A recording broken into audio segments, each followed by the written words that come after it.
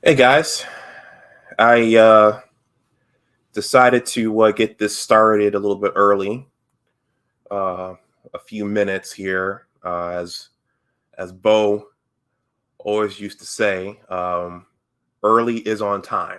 So uh, this is well, it's not the longest piece I've ever read, but it's a lengthy piece. So I want to get this in during my lunch break and then get back to work on my 9 to 5. There's a lot to do for my 9 to 5, and then there are other things that need to be done. So let me make sure I can see myself on YouTube here,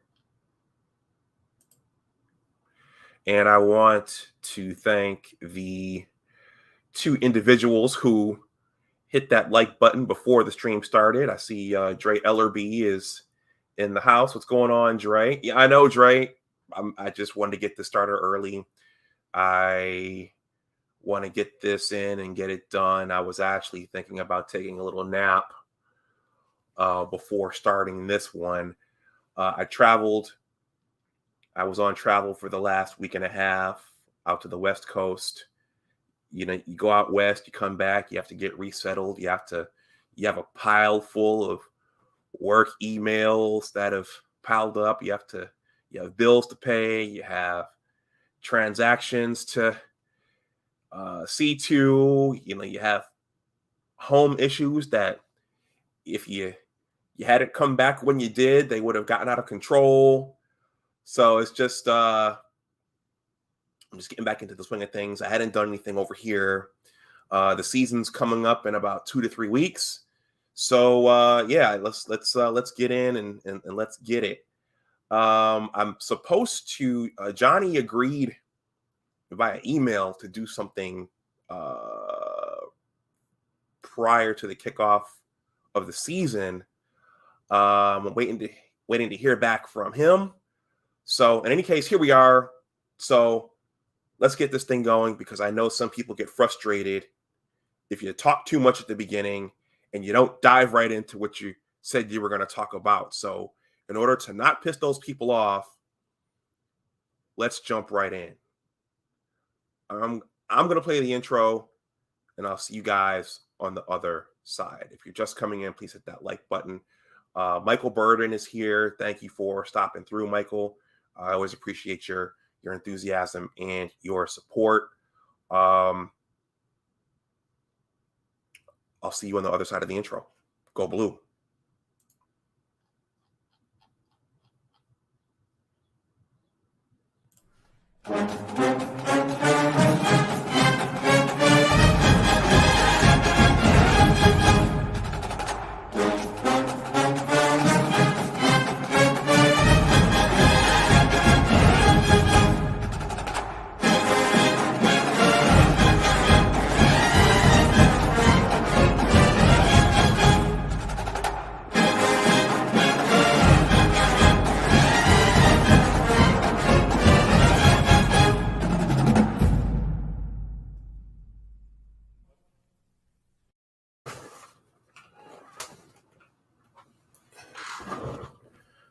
Guys, give me a second here. I want to alert our resident super fan that I'm live because I have something. Things go through a bit of a evolution. Hopefully, they get better with time. And shout out to Snowman in the Morning. You guys might see me collaborating with a gentleman named Snowman. He goes on every day. He does a lot of basketball, and he's got a term called bronze sexuals. So it's a bit of a tribute to the LeBron James nation. And I was watching his show, and I realized, and I learned something. Sometimes you learn things from watching other people's shows, and I realized that there was a piece missing. Since I do sports content over here, there are things that are synonymous with sports content, and Snowman inspired me to add something on and to evolve. So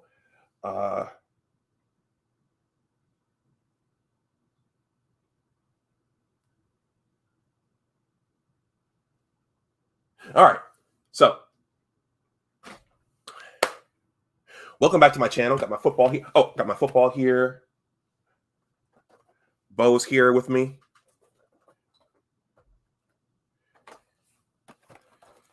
And also Jimmy, he's here with us. Bo and Jimmy, they're here with us. So, welcome back to my channel. My name is Dr. Anwar Youssef Dunbar, and this is Big Discussions 76 Sports. Yeah, a little bit of branding there. If you see fit, subscribe to the channel. I think I need 3 more to get to 1,100. You know, they say that the off seasons are slow for sports content creators. So it's been a slow build to get to 1,100, but I'm 3 away from 1,100. So if you're new and if the algorithm brought you here, please hit that subscribe button if you see fit. Okay.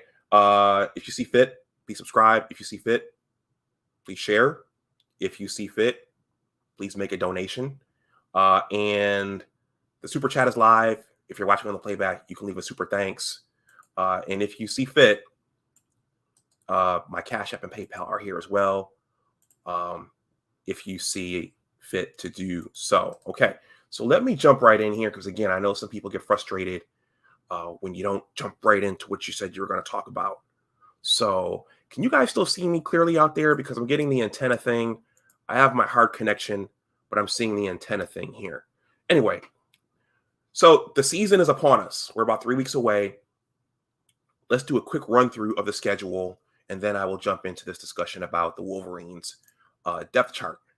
Let's see. Share screen. This is going to be a brief run through of the schedule. Okay, so we kick off by hosting Colorado State. Yeah, you guys can see that. Yeah, we kick off with Colorado State. That's the wrong tab. Then we host Hawaii.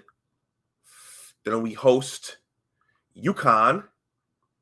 If you guys remember, during the Brady Hoke years, I think we escaped with that win out in Stores, but Devin Gardner was running for his life that entire game.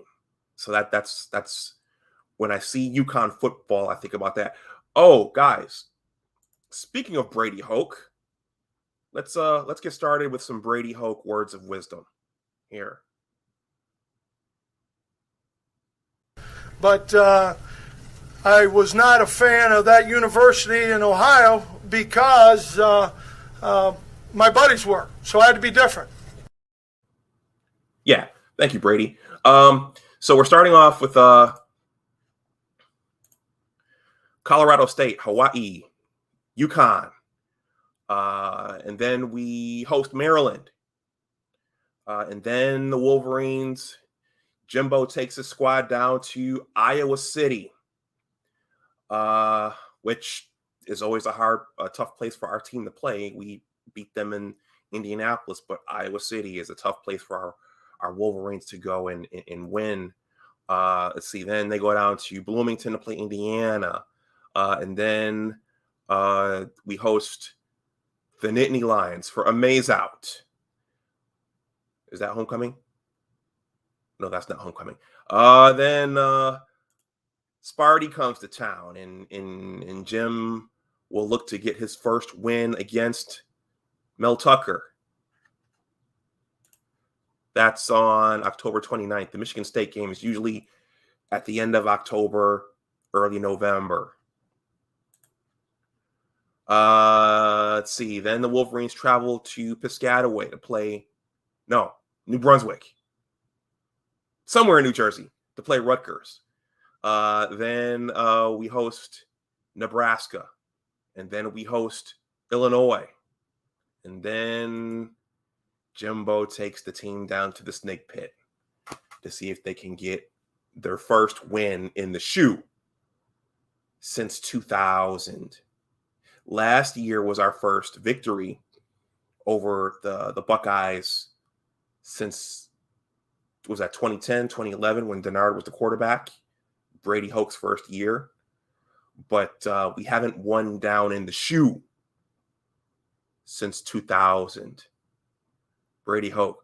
Oh, speaking of Brady Hoke, let's do some more Brady Hoke. Let's see what. Let's get some more words of wisdom from Brady. We understand what Michigan football means and what Michigan football is. We will always be about the team at Michigan. This is never going to be about Brady Hoke. All right. Thanks again, Brady. All right. So the depth chart. I've created content on the quarterback position. That is going to, that's gotten the most attention. Should it be Cade? Should it be JJ? Who's going to take over for Hassan Haskins instead of having our quote unquote bell cow? Shout out to Johnny Olden. Now we're going to have two more versatile and speedy backs back there. The wide receiver room is thought to be loaded with talent. Mike Sainer still went over to the defensive side of the ball. And then after you lose Aiden Hutchinson and David Ojabo and Vincent Gray and Josh Ross, who's going to step up on the defensive side of the ball? So this is an article from the Michigan Insider. This is from about a week and a half ago. And it talks about the depth chart and who the projected starters and their backups will be. So let's take a look at this. Thank you, Michael Burden. He says it was 2011. Yep, that was the Denard Robinson, Brady Hoke win over the Luke Fickell, Braxton Miller, Ohio State team. Okay, but again, you have to go all the way back to 2000 for a Wolverines win in Columbus. All right. Abdul Gaines hasn't showed up yet. I have a surprise for him. I won't unveil it until he comes up and he shows his face in my chat. Okay. So this is entitled Projecting Michigan's 2022 Depth Chart as Fall Camp Begins. So fall camp has begun. They had the Big Ten Media Day. You all saw pictures of Jim with his salt and pepper there, speaking at the podium. All the coaches spoke at the podium. James Franklin, Ryan Day, Kirk Ferentz. So this is a week or so old, but it's still worth visiting to, facilitate a discussion on who's going to start and who's going to back up whom. All right. This was written by Zach Shaw on August 3rd. That was my brother's birthday. Happy belated birthday to my brother, Amal Dunbar. All right. After a long off season, and remember, we weren't even sure that Jim was going to be the coach at this time. Oh, we got a Buckeye here. Alex, this is for you. But I was not a fan of that university in Ohio because my buddies were, so I had to be different.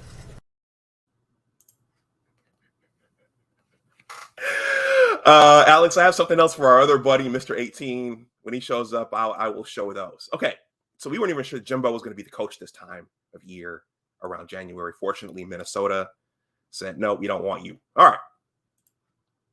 After a long offseason, the Michigan football team is back in action Wednesday with its first fall practice of the season.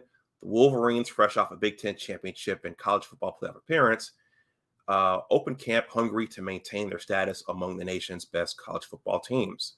To do so, they will lean on an experienced offense and deep defense. Michigan enters the season as a common top 10 team in preseason rankings, but still have questions to answer, position battles to sort out, and a too deep to put together.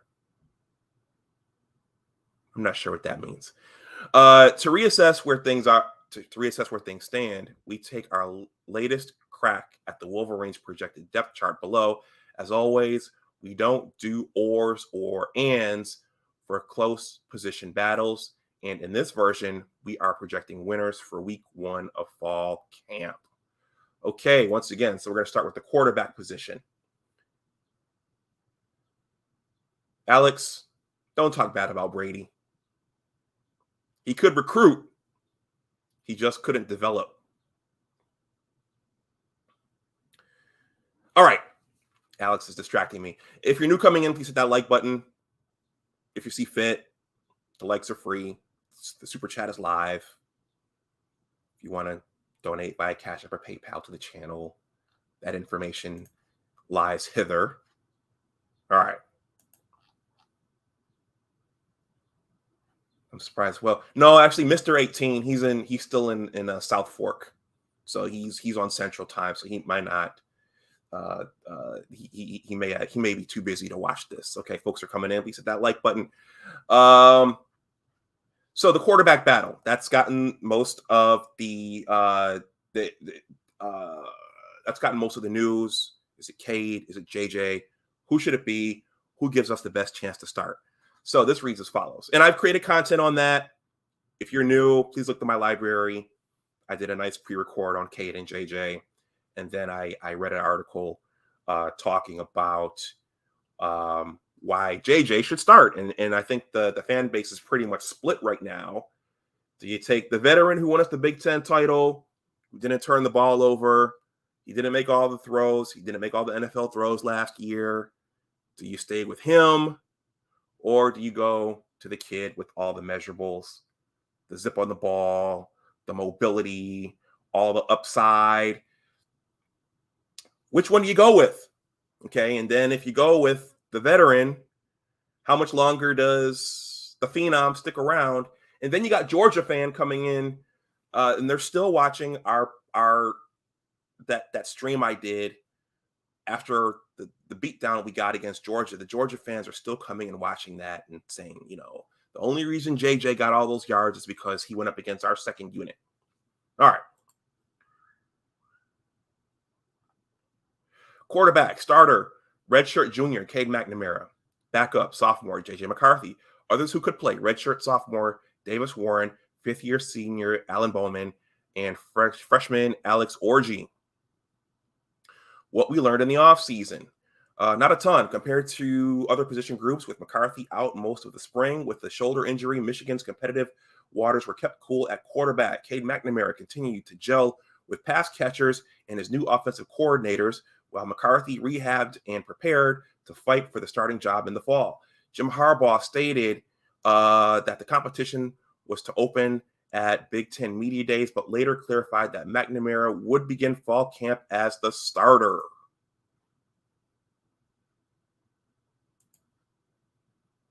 Beyond that much ballyhoo battle for the starting quarterback job, we also learned that Davis Warren can sling it, perhaps an overlooked recruit after missing most of his junior season to leukemia and his senior season to COVID-19 cancellations.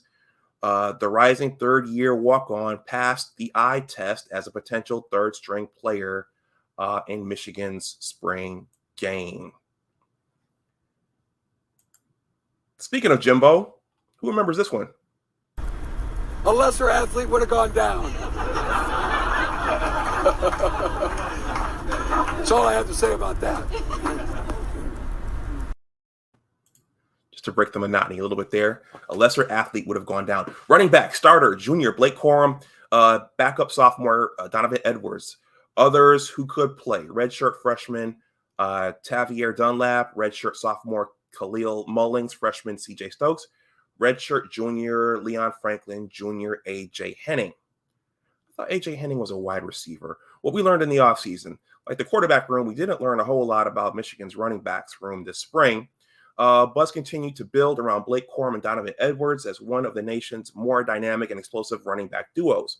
While Michigan went experimental as it looks for the ball carriers in the backfield, Michigan appeared to increase how often Henning, a receiver, see, that's what I thought, lined up in the backfield with multiple coaches comparing his 2022 role to Deebo Samuel's. Meanwhile, linebacker Khalil Mullings got some run at running back as well, succeeding enough that the Wolverines will revisit the opportunity in the fall. Michigan seemed optimistic about both experiments even after spring practices, and the team seems to believe the Wolverines backs will be just as dangerous and productive as the season they go. So the question I have is, so we have these two explosive guys. One can actually throw. We saw Donovan Edwards throw, especially in the Big Ten championship game when our offense couldn't get anything going. The short yardage. Hassan Haskins last year won us a lot of games. He kept a lot of drives alive just by his physical play and him just churning forward with his legs. So we have these two athletic, speedy guys, but who's going to get us that 1 or 2 yards when we need those short yards late in games to keep drives alive, and even in some instances to kill the clock? Who's going to do that for us? I don't think that's Blake's thing. I don't think that's Donovan Edwards' thing. That's just my opinion. You guys can let me know what you think in the chat. Please do let me know what you think in the chat. Wide receiver. Okay, this is, so apparently the talk is we're going to have a lot of explosiveness from this position. All right. Starters. Senior Cornelius Johnson, Junior Roman Wilson, 5th-year senior Ronnie Bell. Please keep Ronnie Bell off the punt return unit this time, Jimbo.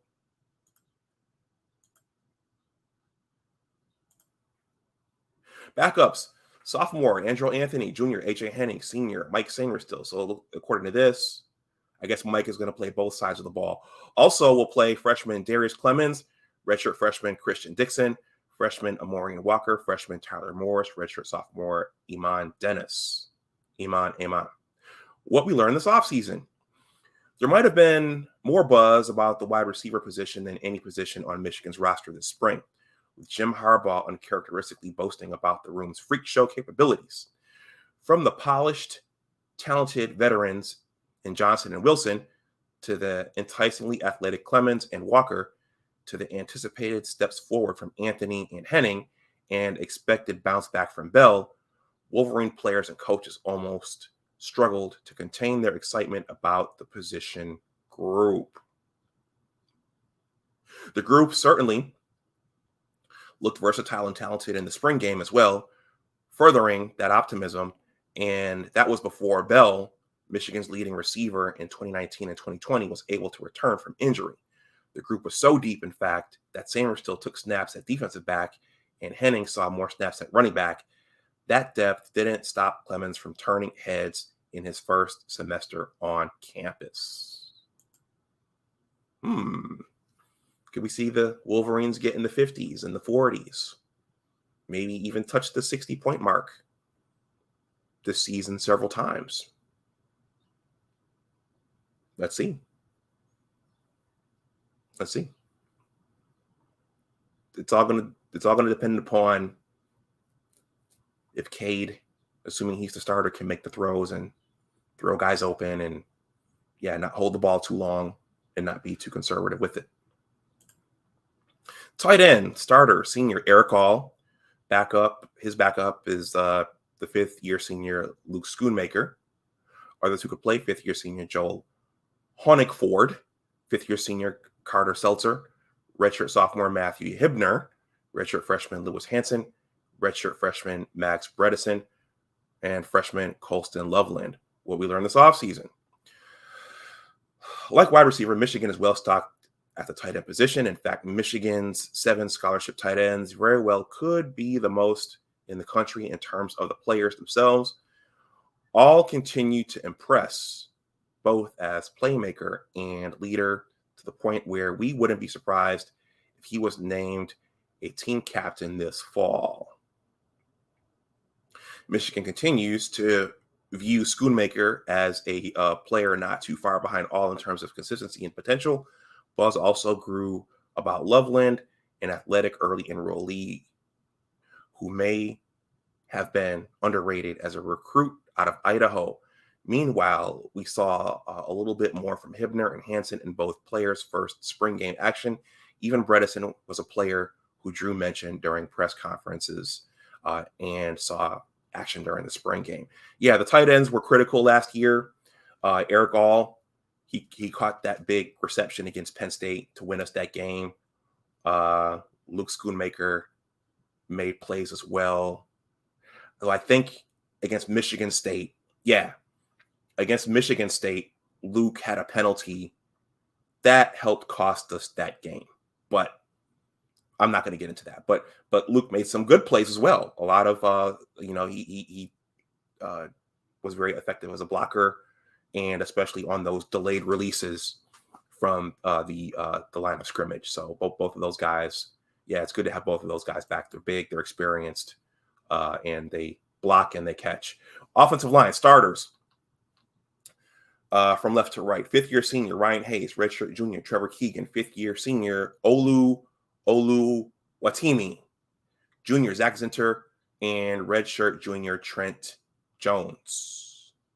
Backups in order of proximity to starting role: redshirt junior Carson Barnhart, tackle/guard, redshirt freshman Greg Crippen, guard/center, redshirt freshman Giovanni El-Hadi, guard, redshirt sophomore Jeffrey Percy, tackle, redshirt freshman Raheem Anderson, guard, redshirt sophomore Reese Adderby, tackle/guard, redshirt freshman Tristan Bounds, tackle. What we learned this offseason.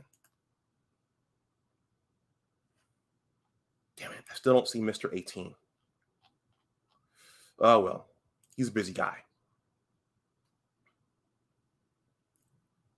Michigan enjoyed two major pieces of good news along the offensive line during spring practices.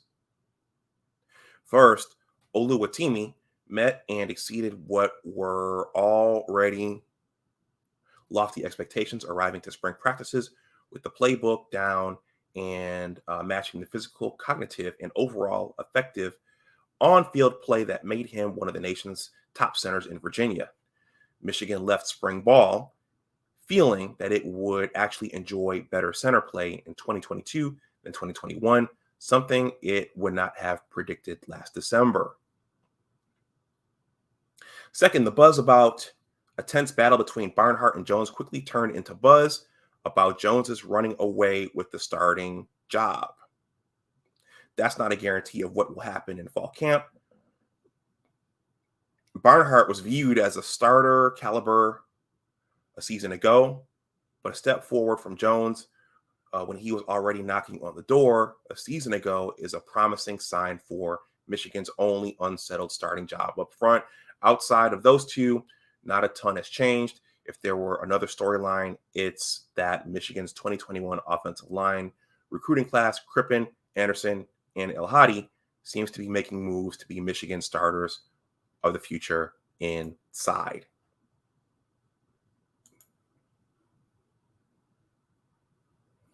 All right. Now, what's interesting about the offensive line, it was critical to our success last year. That was within the Big Ten. But if we're in contention for the Big Ten title, if we're going to be consistently now, and that's a big if we're going to be consistently now in contention for the Big Ten title, you're going to need an offensive line that can protect against Georgia caliber defensive linemen and linebackers. And so our whole team got exposed against Georgia, but was that just inexperience? Was it the star level? Was it, and can the team build on from that? Okay. The defense. Let's talk about the defense. Okay. And I think this piece is missing a heading here. But the big question, one of the big questions is the defense. Are we going to have this explosive offense and a young rebuilding defense, or will we have an effective defense. And if you have an effective defense and a stellar offense, you can win a lot of games. But if you have a young sieve of a defense and a stellar offense, you're going to be in a lot of track meets. So the defense is going to have a lot of say on how this supposed high-powered offense is going to do and how the team does overall. Okay. So this is the defensive line, projected depth chart, starters. Redshirt junior Mozzie Smith, redshirt sophomore Chris Jenkins. The projected backups are redshirt freshman Rashawn Benny, freshman Mason Graham, redshirt junior Mike Morris. I think these are the interior linemen, the tackles. Others in the mix: fifth-year senior Cam Good. I think that was the kid from Washington State. Redshirt freshman George Brooks, fifth-year senior Julius Welshoff, and freshman Kenneth Grant. What we learned in this offseason: a case could be made that Michigan's defensive line room impressed more than any other position group this spring. Smith appeared to further the momentum he built down the stretch last season and is viewed by teammates and coaches as a star. Jenkins also continued to ascend, meeting the lofty pre-spring hype and entering the summer as a penciled-in starter. The spring game also proved to be a showcase for Benny, Graham, and Rooks, who impressed and looked at least rotation ready from a physical standpoint. After years of Michigan's defensive interior seeming to lack size, depth, and athleticism, the Wolverines now seem to have all three up front, even if the room is on the younger end. I think Don Brown's defenses, the players he recruited, they weren't big, stout guys. They were all fast rushing type guys. Okay. I see a lot of activity there in the chat, guys. Keep it going. I appreciate the participation. All right. So the edge defenders, the defensive ends: redshirt junior Mike Morris, fifth-year senior Taylor Upshaw. Backups: redshirt Jalen Harrell, redshirt sophomore Braden McGregor. Others in the mix: redshirt freshman TJ Guy, freshman Derek Moore. What we learned this offseason: in a spring where Michigan was badly looking for a new star at edge to emerge, Morris appeared to step up to the plate. The 6'6", 278-pounder played a prominent role last season and has the length, strength, bend, and now experience to be a solid leader in the room. Elsewhere, Michigan continued to feel good about what Upshaw and Harrell can bring after both played two deep roles last season, and there was some increased optimism that this season can be the year McGregor takes a break. That McGregor breaks out. Guy and Moore, a top 100 recruit in the 2021 class, both were able to show some promise in Michigan's spring game as potential high-ceiling starters down the road, but didn't garner potential starter buzz during spring practices. Okay. We're almost done, guys. Let's see. We're at about 30 minutes.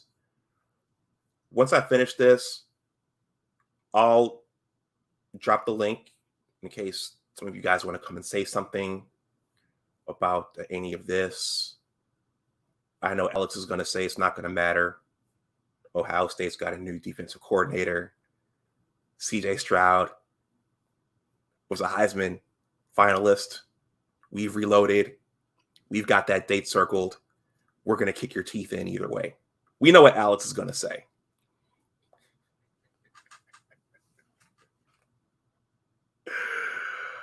All right.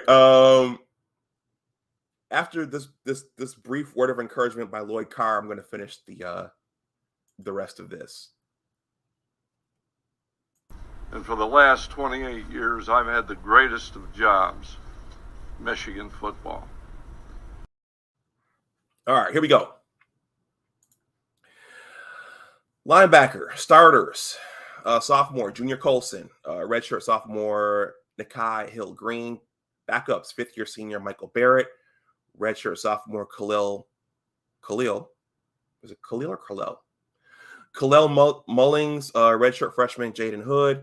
Others in the mix, redshirt freshman Tyler McLaurin, redshirt junior Joey Velasquez, freshman Jimmy Rolder.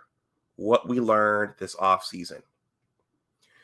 Given the room's perceived lack of depth, there wasn't as much mentioned about Michigan's younger linebackers that fans would have liked. All Big Ten. I'm sorry, let me read that again.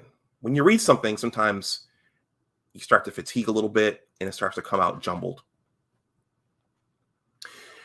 Given the room's perceived lack of depth, there wasn't as much mentioned about Michigan's younger linebackers as fans would have liked. All Big Ten buzz about Junior Colson was strong all spring, as was excitement for Nikai Hill Green's second season as a starter. It appears that Barrett's efficiency last season, a thinner depth chart, and a new defensive coordinator has him back in the mix as an inside linebacker, while Mullings appears to be in the rotation at both linebacker and running back.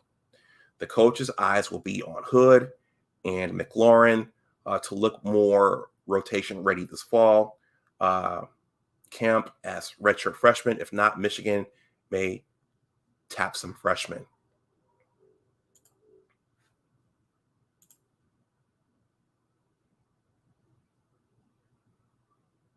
Okay. The corners. Let's read about the cover guys. Starters, redshirt junior, DJ Turner, fifth-year senior, Jamon Green. I feel like Jamon Green, either he beat out someone for the position last year or someone beat him out for the position last year. I can't remember which. Anyway, backups, freshman Will Johnson. That's the kid Buckeye Alex swore was not coming to Schembechler Hall. But we got him. We got Will Johnson. All right. Backups, freshman Will Johnson, redshirt junior Jalen Perry, redshirt freshman Jadon McBurrows. Others in the mix, freshman Miles Pollard, redshirt junior Keshawn Harris. What we learned this offseason, Michigan loves what it has in top three cornerbacks, Turner, Green, and Johnson, who met the five-star hype according to players, coaches, and insiders. Turner finished last season strong and is viewed as an all Big Ten candidate this season. Green lost his starting job. There you go, to Turner last fall. But Drew praises this spring and has proven himself in 3 seasons as a key contributor. With McBurrows out for injury, Perry, Pollard, Harris, and others got extended looks this spring. McBurrows is presumed to be the fourth cornerback whenever he returns to full health. He suffered a torn ACL in December, but others will get a look in the meantime. Okay, safety.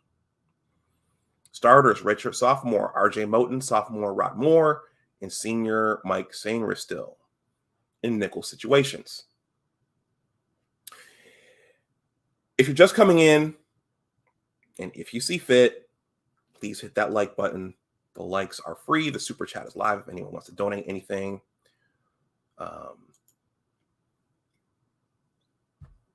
Yeah. Backups. Redshirt sophomore Makari Page. Redshirt junior Caden Colasar.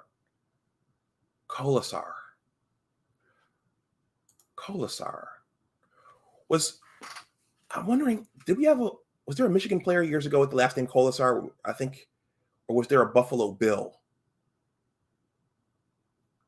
That name sounds familiar, Colasar. And oftentimes they're football families. Okay. Freshman Zeke Berry. Others in the mix. Let me slow down. Others in the mix, redshirt junior Quentin Johnson, freshman Keon Sabb, and fifth-year senior German Green, and freshman Cody Jones. What we learned this offseason. Alex, I'm sorry. I didn't want to put words in your mouth. I guess you didn't say that. But you say a lot. You say a lot of insightful and meaningful things. So I appreciate that. And everyone, the last upload here was a snippet of Buckeye Alex talking about how Notre Dame, Ohio State, and Michigan are never good at the same time. If you haven't listened to that, it's some very good food for thought historically. If you're new coming in, and if you see fit, please hit that like button. Those are free. All right.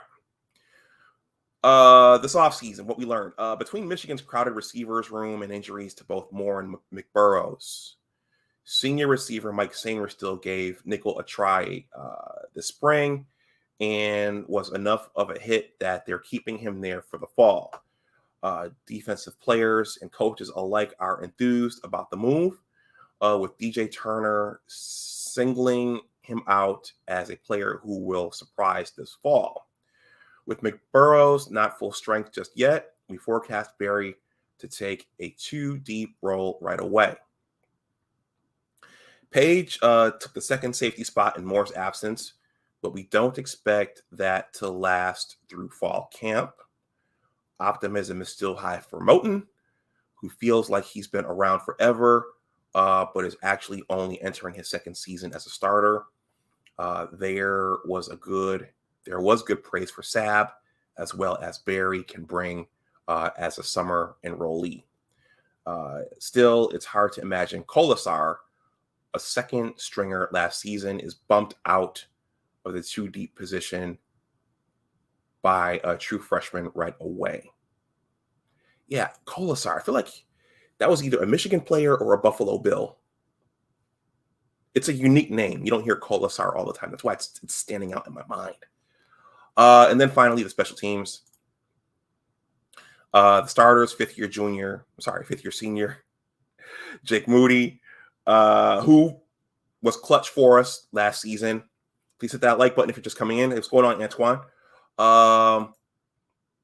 Sixth-year senior Brad Robbins, and junior AJ Henning, and junior Blake Corum. Okay, so this looks like Jake's our place kicker, Brad Robbins is our punter, and it looks like AJ Henning and Blake Corum they're projected to split the kick return and punt return duties. Better to see them back there than Ronnie Bell. Jake Moody was clutch for us last year, especially early on when the offense wasn't rolling. And it's always good to have a veteran at punter. The backups are redshirt freshman Tommy Doman, graduate student Rhett Anderson, freshman Amorian Walker, and sophomore Andrew Anthony. I don't want Andrew Anthony returning kicks. He's too valuable. Others in the mix, at least 8 different return candidates. What we learned this offseason, this should be the end of this, guys. Not a ton, which is the norm for special teams. Michigan didn't have to look elsewhere at kicker and punter, as both Robbins and Moody opted to use their additional seasons granted by the NCAA during the COVID-19 pandemic. The Wolverines are going to have, I feel a sneeze coming on. All right. The Wolverines are going to save the return battle for fall camp, but seem likely to go with Henning and Corum again. Jim Harbaugh's freak show comment about the Wolverines' freshman wide receivers could be a precursor to Michigan giving Walker, Clemens, or Tyler Morris a nod in the return game in a season where they might not have major every snap roles on Michigan's offense. That's it, guys. So those are the projected depth chart. And we know that anything can happen in camp. One guy could beat out the other. And then there is the wild card, the unforeseen ingredient in all of this, injury. You never know who's going to snap an ACL. You never know who's going to break a tibula or fibula. You never know who's going to dislocate a shoulder. You never know who's going to get concussed. And we know that injuries have changed seasons for players, teams, and whole conferences. So, there are about 15 minutes left. I'll drop the link if one of you guys wants to come up, or if multiple guys want to come up and give some reaction to what I talked about here.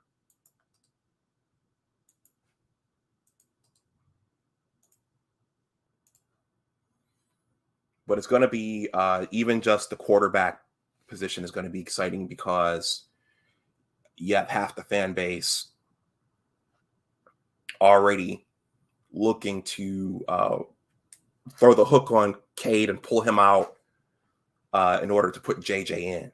So that's going to be, and you have to wonder what it's been like for Cade to listen to all this. I mean, you know, they say they're not on. Some kids say they don't watch social media, they don't watch the news, but in a lot of on social media, and a lot of the promotional materials for the team, JJ's more out front than Cade is. So you have to wonder what that kid is thinking, watching everybody and watching people clamor for JJ while he's the one who won the Big Ten title. And he's the one who got the majority of the snaps. Alex, what's going on? What say you? What say you? How you doing today? Good. How are you? Good. Listen, great information. Like to see a rundown of what you guys are doing on that end. It's very interesting. Very young on the defensive side. Seems like a lot of redshirt freshmen and redshirt sophomores. Mm-hmm. It's interesting. Yeah. So I think if it's true that we're going to have a quote unquote explosive offense, a lot's going to depend on how that defense plays. If they're a sieve, then it's going to there's going to be depending upon who we play, you might see a series of track meets. But if they can hold and give, I'll say, good production, then it could get a little more exciting. Yeah, one thing I think is really interesting. I mean, I've said it before, but I think you really laid it out. Michigan has a very favorable schedule, pretty much until they got to go to Iowa. It's pretty favorable, which is good because it's going to give those young guys a lot of reps, and even if they're not necessarily in games per se. We're not necessarily. I don't mean not in games, but gives like once if they can kind of break games open early, then it allows those guys to get on the field and see what they have. So you can really play around because from a talent perspective, the teams that you're playing, you guys are from a talent standpoint far better than. So you shouldn't have any issues in those games. Gives a lot of young guys a lot of time to play, which is good. Very similar to like what Alabama does with their schedule. Speaking of Alabama, I was going to save this for our buddy, but he must be busy down in South Fork. Alex, I've made some additions to the channel, and I've started using some drops. So I was going to use this for him, but since you mentioned Alabama, I'll pull it out now. I don't know how else I can say it, guys. I've said it 3 different occasions. Well, then I guess I have to say it. I'm not going to be the Alabama coach. I think I've said this over and over and over again. I love that drop. Never gets old, does it? Never gets old. He swore he wasn't going to do it. Yeah, he did it. Never gets old. Anyway, okay, so the comment you just made. So are you saying that the schedule is front loaded with cupcakes? It's front loaded with cupcakes, and then that's going to give the young guys a chance to kind of grow and get some confidence. So I want to clear a few things up because there's definitely a lot of misconception when it comes to that. So for any of you guys who don't know, these games were probably scheduled 10 years ago, right? So 10 years ago, Hawaii was pretty good. 10 years ago. UConn was okay. Colorado State was pretty good 10 years ago, right? So you kind of look at it from that standpoint. So like you schedule the 1-on-one thinking that we're going to have some decent competition, gives our young guys, if we have young guys, an opportunity to play, things like that. And then on the other side, if it's a smaller school, it gives them an opportunity to earn some money, and if they have a decent player, to give them an NFL look, because people are going to tune into Big Ten games and things like that. So those games with Nick Saban, they're scheduled 10, 12, sometimes 15 years in advance. So I want everybody to kind of keep that in mind. I mean, that drop is priceless, but you got to play who you play. I mean, you can't foresee teams being good 10 years from now, right? I'll give you a perfect example. Clemson, right? So Clemson won a national championship, what was it, about 6-7 years ago? Mm-hmm. Now, if somebody schedules a 1-on-1 with Clemson 2 years from now, they might be just an average team in the ACC. But when they scheduled that 1-on-1, they had just won a national championship.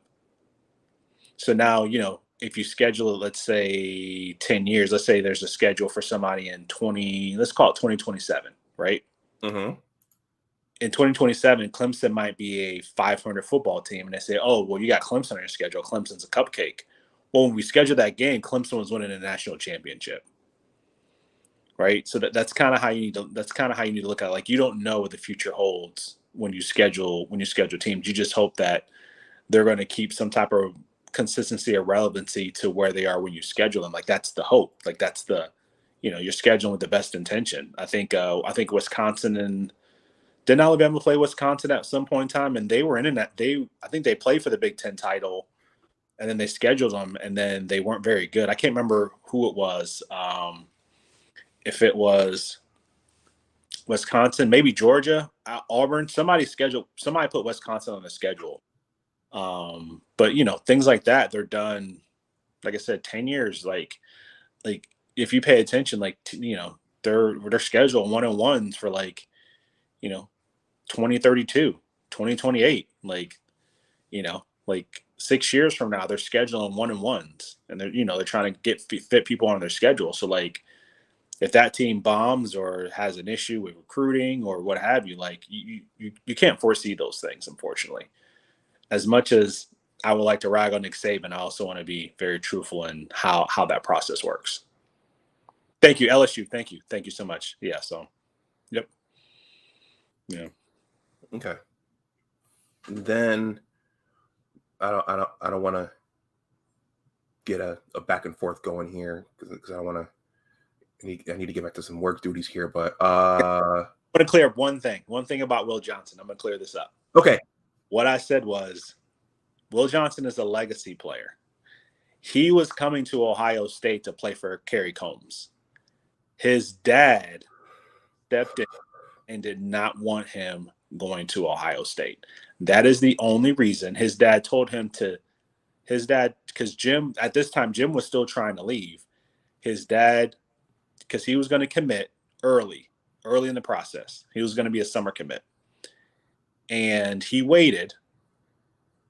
And his dad basically railroaded him. I mean, he liked Michigan, but if you're a top cornerback in the country and you have to choose between Michigan and Ohio State, you had to choose between I don't remember who their defensive coordinator was at that time, and Kerry Combs. You're going to choose Kerry Combs because Kerry Combs puts tons of players in the NFL. That's where you're going to go. I mean, it's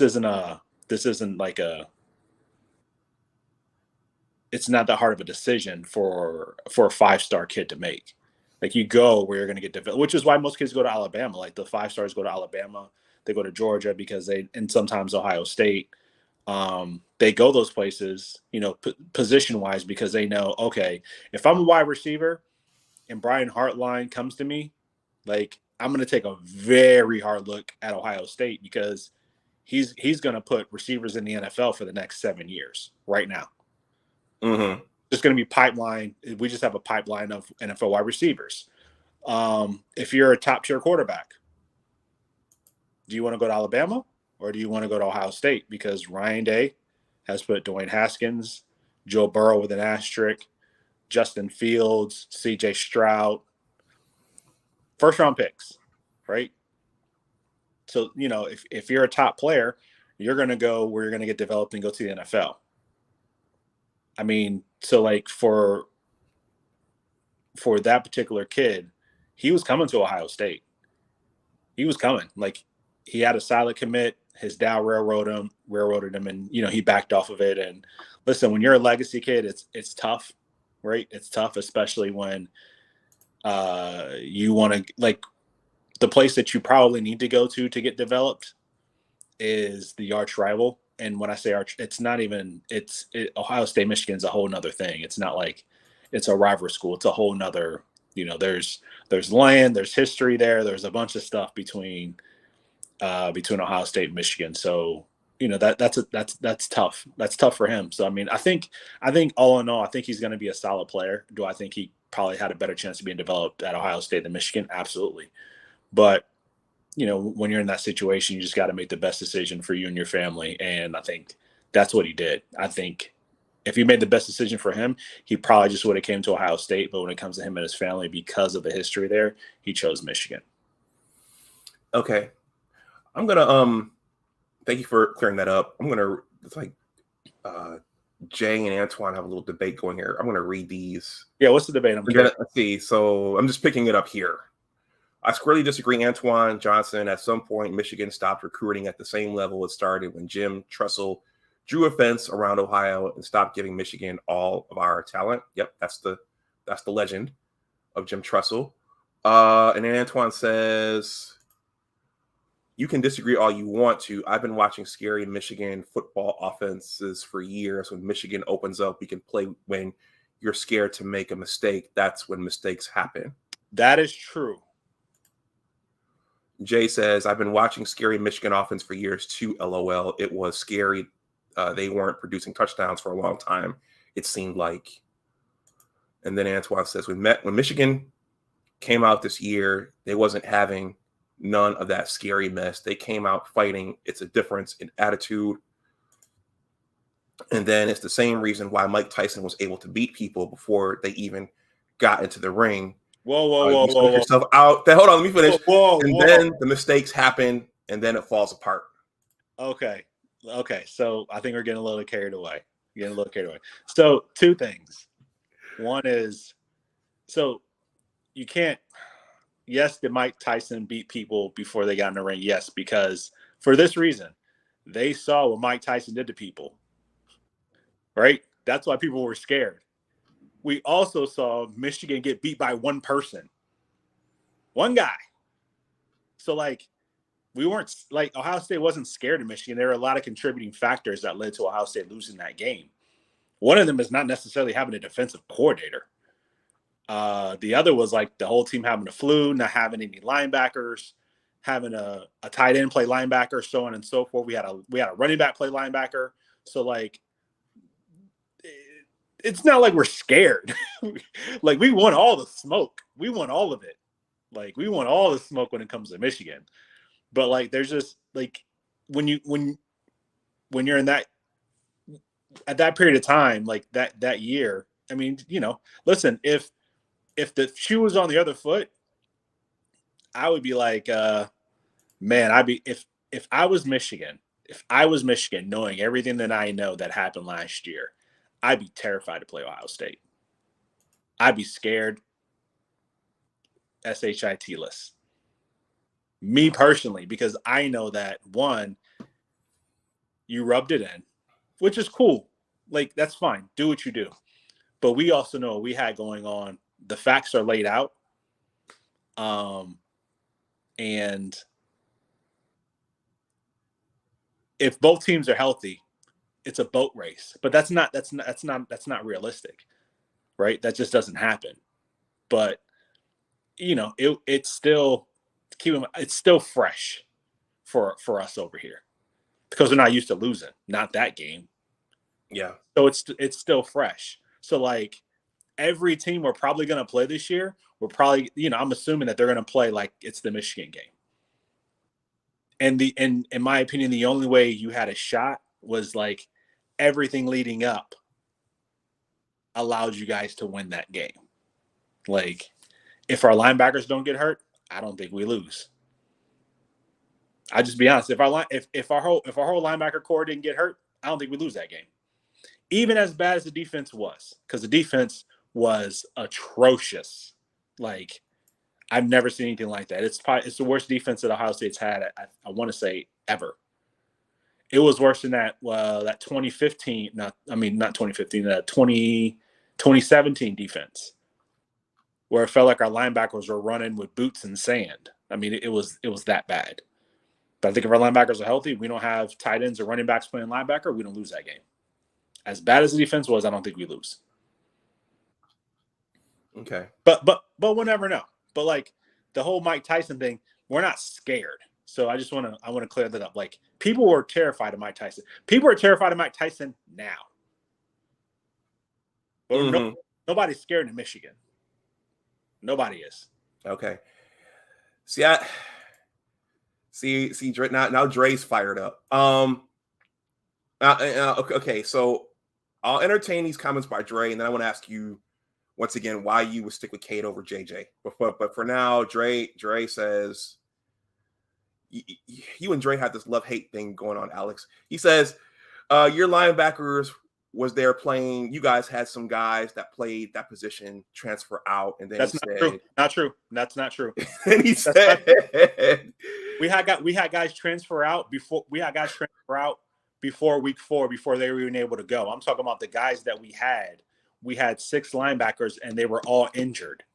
We had to pull Steel Chambers, which is a running back, and what's the other kid's name? He's a tight end.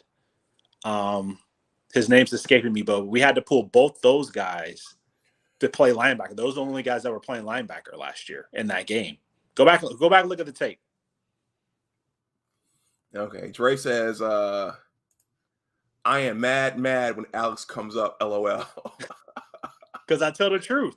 Listen, I tell the truth, good, bad, or indifferent. I come on here when Ohio State lost. Like, I call it like I see it. I call it straight down. Straight down.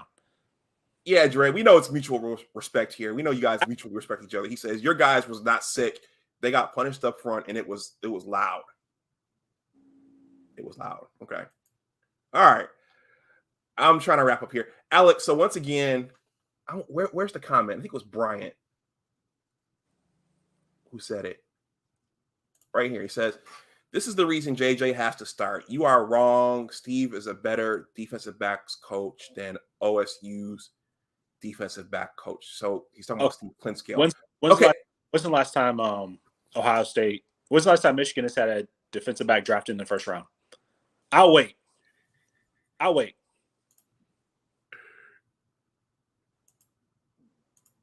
for his answer. Okay. Well, in the meantime, Dre says, Alex, we love you. Okay. So in the meantime, why Cade over JJ? As a Buckeye fan, why would you stick with Cade?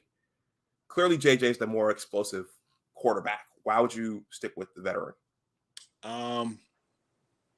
Because Cade doesn't make mistakes. It's that simple. Okay. He doesn't make mistakes. And if I'll put it like this, what I want is what I see a lot of people want in this chat is you want Michigan at its best, right? You want the 11-0 best possible team. So there's no excuses when you beat Ohio State. When you play Ohio State, I'll say that. When you play Ohio State, you don't want any excuses, right? Cade gives the team the best chance to win. Cade, to me, is like a poor man's, knock on wood, he is a poor man's Baker Mayfield. He beat out Mr. We're going to hang 60 on you. He beat that guy out, right? Made him transfer. You got this, what they call superstar, 5-star quarterback who nobody wanted. I find that interesting. Nobody wanted this kid. He wanted to come into Ohio State. We didn't want him. We wanted Kyle McCord. Because he has a bigger arm. He's more accurate downfield. He throws a better ball. All those things. Kyle McCord is just better.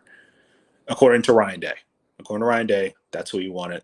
He could have had JJ if he wanted. He decided to go with Kyle McCord. Okay. Cade to me has earned the right to start this season. If it's a tie, one, you go with experience, and he's played 2 full seasons, so he has all the experience in the world. And he's shown you that he can make the throws when he needs to make them. But if I want you to lose, I'm going to say start JJ. But if I'm being fair, Cade's the better quarterback. He might not necessarily have the highest, what they say, the highest ceiling, but he by far has the highest floor. He is not going to turn the ball over. We've seen JJ turn the ball over a bunch. Tons. And when you turn the ball over, you give the offense, you give the other team an opportunity to score. That's basically it. I see him be able to make throws. I've seen him place balls in places I was like, man, I didn't know he could throw that. Like even during the Michigan game, like he had some throws to the tight ends. I didn't know he could make those throws. I didn't know he could do that.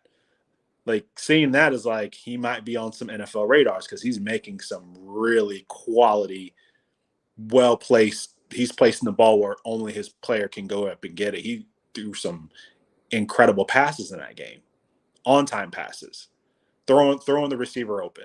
So for me, it's Cade without question. I don't even think it's a question. But I mean, if you want to go with JJ, then by all means, it's going to help Ohio State if you decide to do that. Okay. Yeah, I think what's teasing everybody is the mobility, the size, the strength, the measurables. That's what's teasing everybody. But my question is, late in the game at Iowa City, which one is gonna give you the better chance to win, or down in the shoe, or in Spartan Stadium, which one is gonna not turn the ball over, as you said? Yeah. And listen, Michigan's never going to be an explosive offense. Let's just be honest. Like Michigan fans, you got to be honest with yourselves about who you are. You're not explosive. You'll never be explosive. You just won't. Like that's not what Michigan football is. It's a run heavy, ball controlled offense. You're not going to score 45 every game. You're not going to score 50 every game. You're not Ohio State. You're not Georgia. You're not Alabama. That's not who you are. And no offense, but like you guys just don't recruit the caliber of players to be able to be that type of offense. But that does not mean that you can't be explosive, but you are not an explosive offense. They're two different things. You can have explosive plays within your ball-controlled offense because that's who Michigan is. But you're not going to be an explosive offense recruiting 5-star caliber-type players and then having a pipeline to the NFL like some of the upper echelon teams do right now. That's not who Michigan is. I don't think that's who Michigan will ever be. Partially because you don't recruit those players. I think part of it is you can't get those players because of the academic standards with your school. That's another piece of it. See, I'm trying to shut this down, but now Venice came in and he said, okay, you're putting extras on it. JJ hasn't had enough throws for a ton of turnovers. But he's had turnovers nonetheless. So that doesn't even make sense.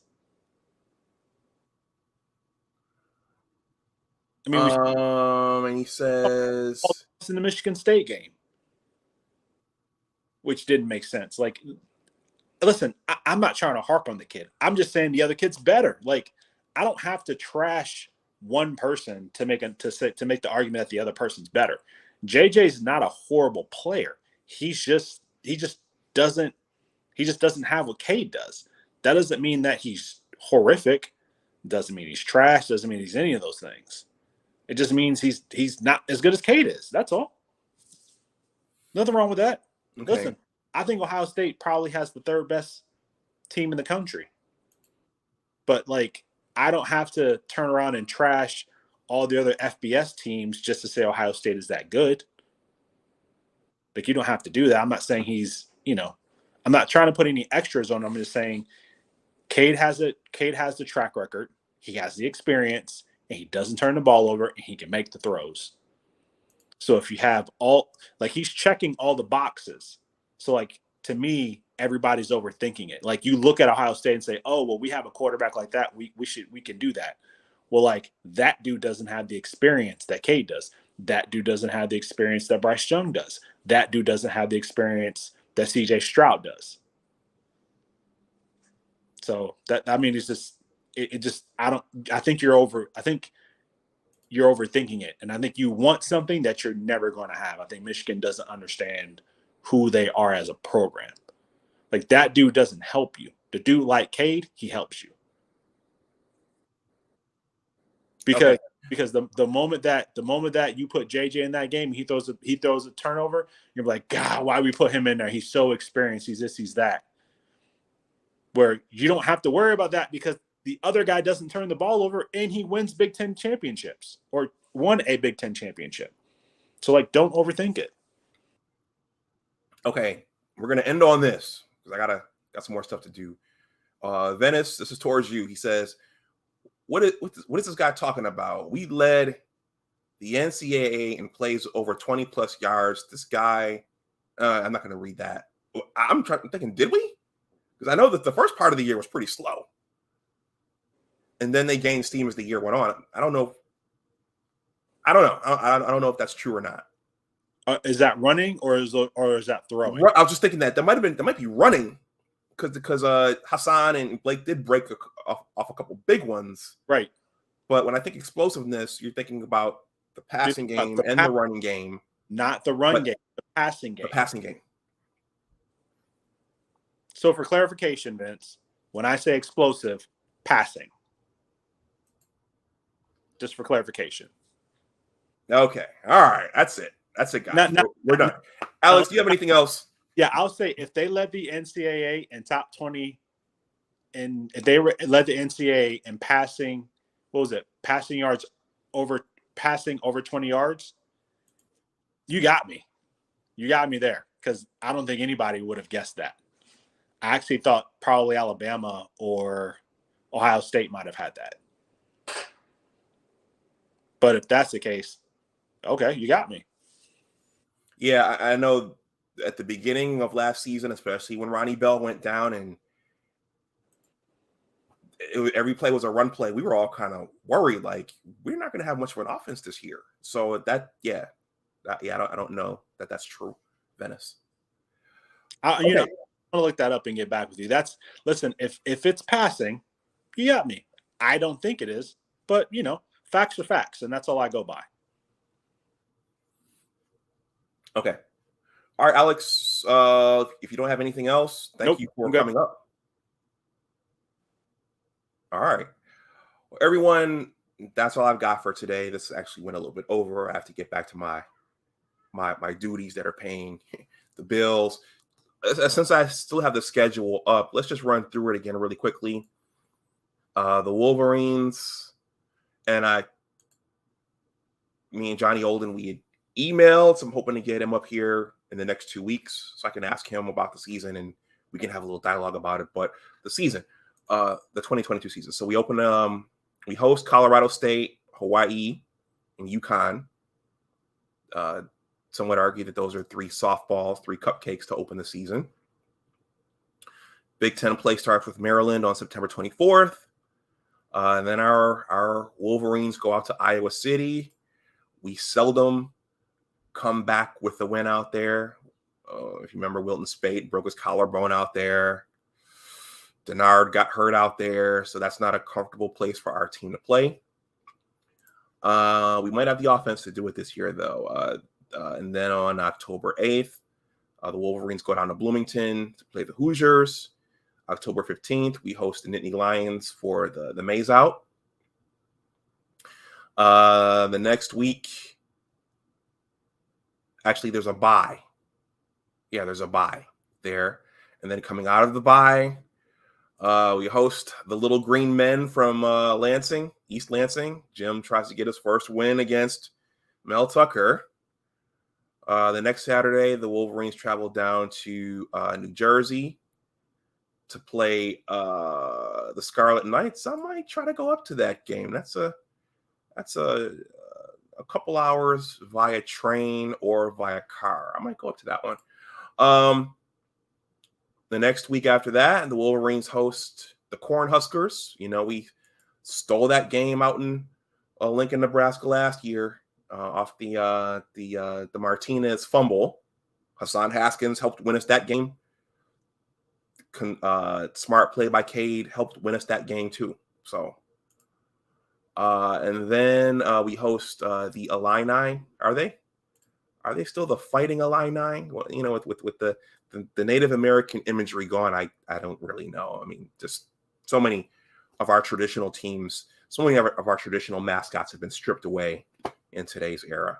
But we host Illinois, and then the final Big Ten game, unless somehow we end up in the Big Ten championship game again. Well, the final regular season game is down at the Snake Pit in Columbus, which a lot of people have that date circled down in Columbus. They have revenge on their minds. So that's the schedule. So let me wrap this up. So yeah, guys, look out for more content coming up. Hopefully I can get Johnny over here so we can do we can do a preseason collab.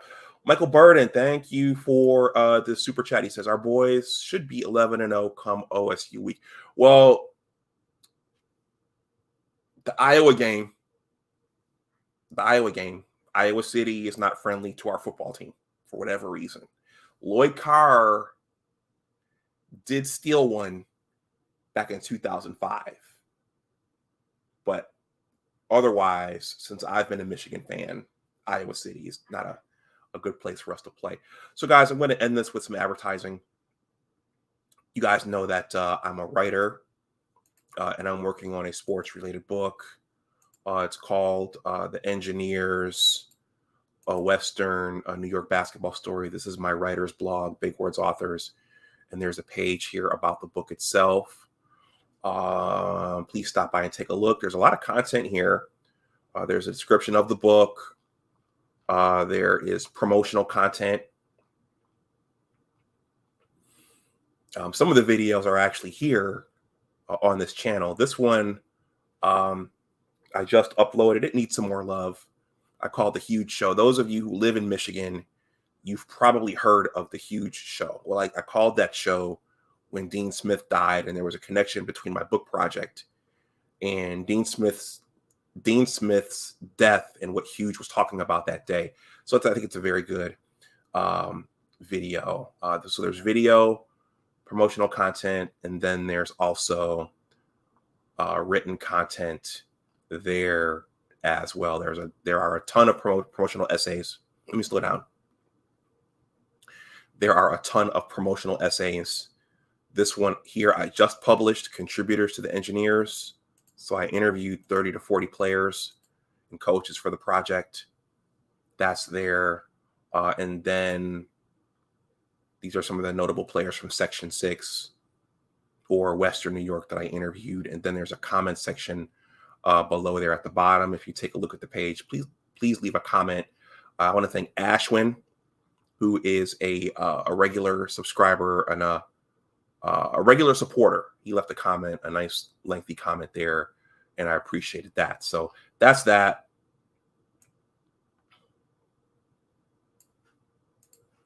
And please consider joining my newsletter, the Big Words LLC Newsletter. That link is also below in the description box for those watching on the playback.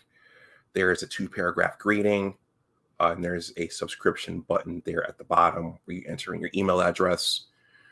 This goes out monthly, and it captures my thoughts at that particular time, and it captures, I pick out select pieces from my print library and my video library to share with the subscribers, and it goes out about once a month. I'm getting the August letter ready right now. The link to my book project is here. I'll drop it in the chat.